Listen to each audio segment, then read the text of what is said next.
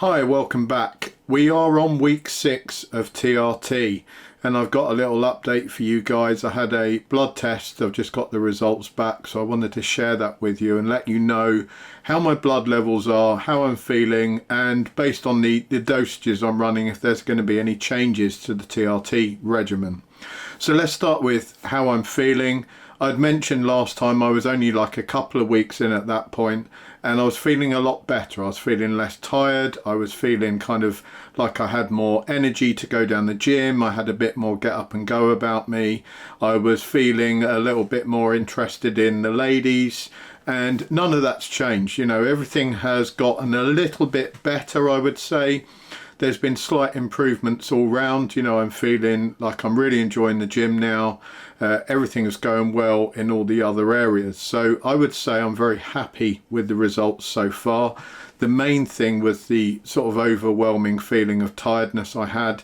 It was literally affecting my ability to kind of do my work properly. It was affecting my gym performance. It was affecting shooting. You know, when I go to competitions and stuff, I was just feeling absolutely worn out and I was starting to get really concerned. So I'm very pleased that it sorted that out. I am getting a lot better sleep in the night as well. I think that was probably a big reason why I was feeling so tired, because I was waking up 3 or 4 times a night and I was just feeling like I could literally just wake up and walk downstairs. My brain was, you know, fully active. I was wide awake, and now when I do wake up in the night, it's more normal. I'm literally quite groggy. I feel like I want to go back to sleep. You know, I'm not feeling like my brain is kind of firing on all cylinders. So that's really strange, because one would have thought it would be the other way round, but apparently very low testosterone levels do make you kind of wake up in the night and feel like, oh, I could just wake up now and get up. And I was doing that. You know, I was walking around, going downstairs, getting something out of the kitchen, having a look at my phone, doing all the wrong things basically, but I couldn't get back to sleep. And then the trouble is that the next day, you know, you pay for that. If you've only had a handful of hours of sleep the night before, then you're going to pay for it the next day, which is exactly what was happening. Now I do wake up, sometimes I wake up and nip to the loo, but more often than not I just kind of wake up and then I go straight back to sleep again. Dosage wise, I was taking 2 lots of 0.16 mil per week, and it's 250 milligrams per mil. So it's around about, I don't know, it's 70 to 80 milligrams per week, something like that. It's quite low in the grand scheme of things. You know, many people would be taking 100 milligrams plus a week. So don't get confused between the mil and the milligrams. You know, you have to look at the medication you've got, because not all medication will be dosed at 250 milligrams per mil. Some will be 150 milligrams per mil, some might be 300 or 400 milligrams per mil. 250 tends to be what they usually are. Certainly Sustanon, which I'm using, is usually 250 milligrams per mil, and the same with Cypionate. So they had started me on quite a low dosage of that, and that reflects in my blood test. So let's have a quick look at the results of that. So we start off with my albumin reading, which was 45.3, and the standard range for that is 35 to 50, and that's in grams per litre. It's GL, I'm guessing that's grams per litre. Then we have FSH and LH. Both of those are well under the guidelines, but that is very normal. If you're running exogenous testosterone, you would always expect your FSH and LH readings to be low. If they weren't low, then something unusual would be happening. Estradiol is 109. The range is between 41 and 159, and that's PMOL. Estradiol is referring to estrogen levels. So if that was ridiculously high, that would be a big warning that you were taking too much testosterone, that it was converting in the body to estrogen, which is what happens when there's too much testosterone in a male body. And those very high estrogen levels are the things that are commonly associated with negative side effects in the use of testosterone. So that's where you could start getting things like gynecomastia, which is the development of breast tissue, and things like severe mood swings. So obviously that's to be avoided. You definitely don't want to be developing breasts.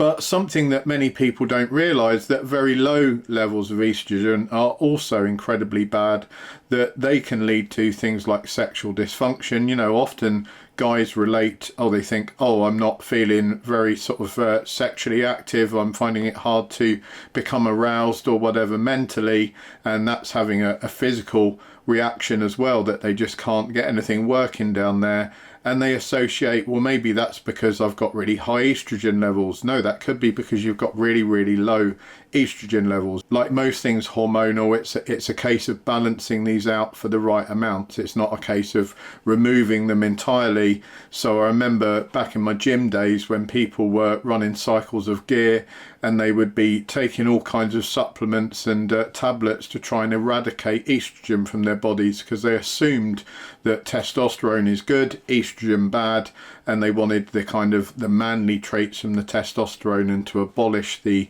female traits as they saw it. But it just doesn't work like that. You do need some estrogen in the body to work effectively. Free testosterone, so this is what people would consider the kind of important reading here, is 0.328, and the range is between 0.226 and 0.65, and that's in nanomoles per litre. I think that's nanomoles, NMOL per litre. I'm definitely not on the high side of that range, which is where I would like to be, but I'm certainly not on the low end either. You know, I was drastically low when I started TRT, and this is the first reading I've had since actually being on it. It's a 6-week in reading, so I'm very happy with that. I'm mid-range, which is the sort of reading I guess you could expect from a sort of upper middle-aged guy. You know, it wouldn't be a surprising reading. So the fact that I'm on a very low dosage and I've got that reading is pleasing to me. It shows that everything's working correctly, the dosage is working correctly, etc. I have an SHBG, which I think is sex hormone binding globulin, at 40.5, and the range there is between 18 and 40.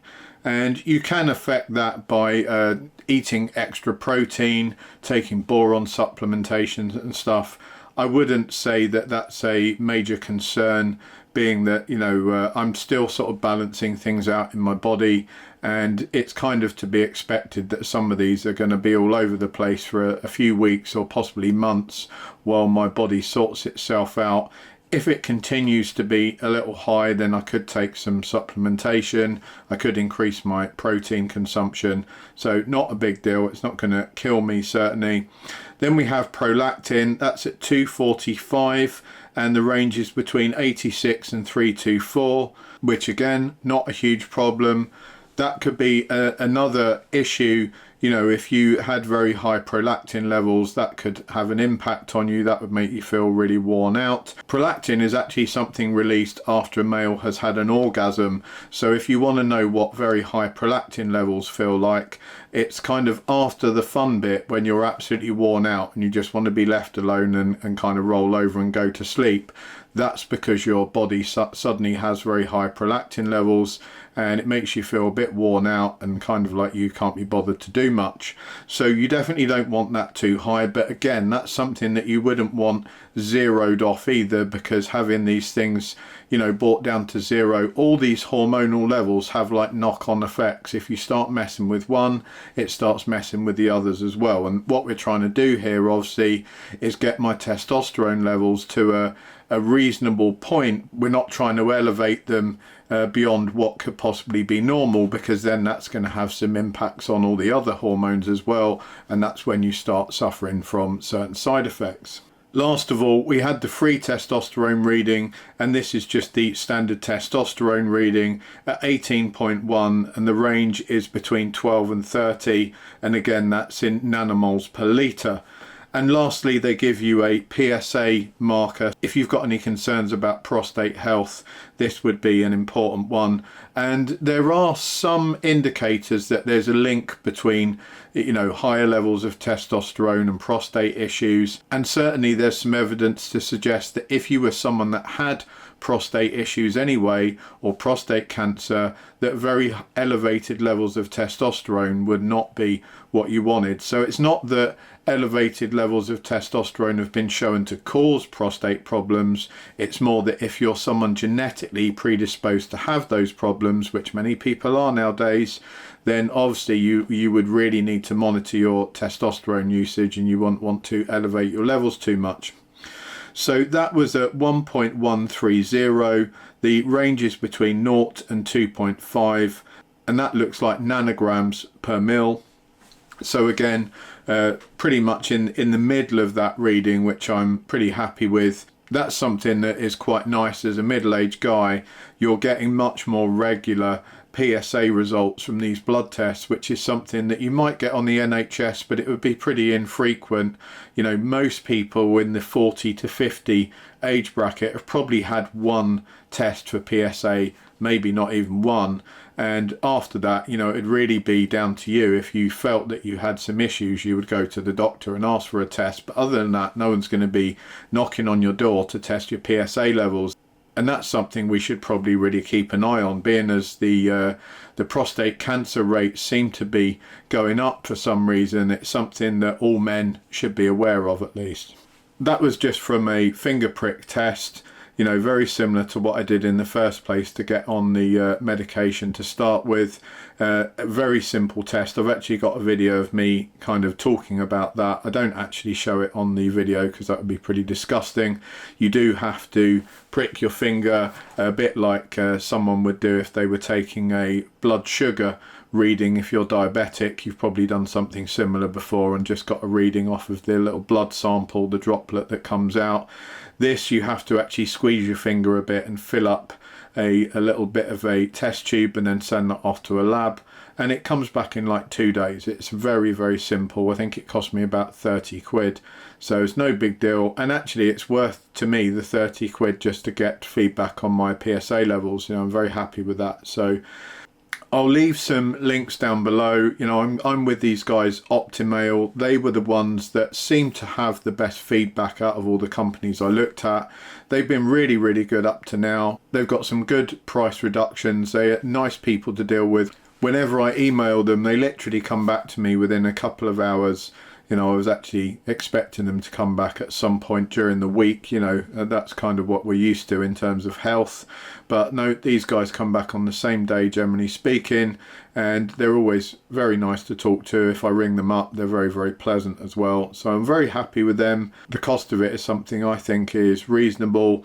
I'm paying about £60 a month for the medication, which, as I've said before, I'd much rather pay a bit extra to a legitimate place to get legitimate medication than kind of save myself £20 a month and go and see some grey market dude and not be quite sure what I'm getting. It's just not worth the risk to my health, and it's not worth the risks to my employment and stuff like that to be doing things in a sort of grey area. I'd rather be having things prescribed in the proper way. Now I've spoken to them about the levels, and obviously they've just said, you know, were you taking everything when you should have taken it, etc. They've just checked up that I was doing everything I should have been, which I confirmed. So now I would imagine they would come back with a slightly increased dosing schedule because my levels were not in the kind of region where we really want them to be. We want them in that high normal rather than just sat bang in the middle. So I'll update you guys. I'm pretty sure they will recommend an increase. I will let you know how that goes. I'll probably do a video again in a couple of weeks, just going over my progress. Might do some stuff in the gym as well, just to show you how I'm getting on in there. Thanks a lot for watching. Take care. Links down below. Don't forget, like and subscribe. I'll catch you all next time.